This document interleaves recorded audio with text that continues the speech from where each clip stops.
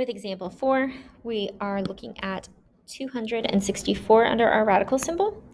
So I am going to look at my calculator, do 264 divided by x to find my two numbers. Our next example is 264. So 264 divided by x. Second graph to look at the table. Again, looking for perfect squares if you can find one. Again, this is not always possible. Sometimes you just gravitate towards numbers that look easy to divide or easy to find factors of.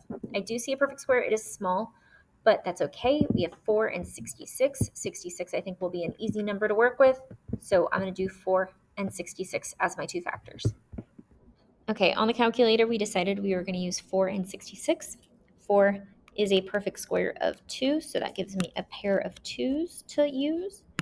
And then 66, we can divide into 6 and 11, and 6 breaks down to 2 and 3. I don't have any pairs from that, so you can either box up 66 or you can box up those individually, but you can just box up the original big number if you get 0 pairs.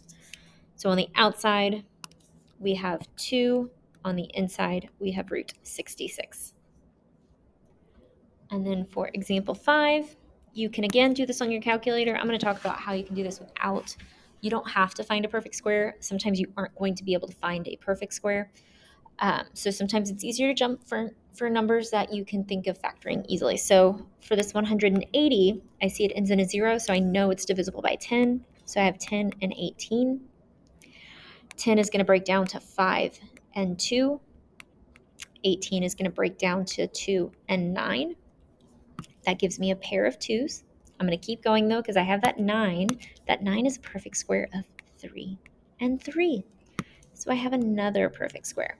That leaves 5 by itself, so that's going to go inside. I also have a 5 on the outside with the original question, so I want to make sure that goes on the outside as well. So we're going to have 5 times 2 times 3 on the outside. On the inside, I have that 5 that was boxed. 5 times 2 is 10. 10 times 3 is 30. So we have 30 times 5.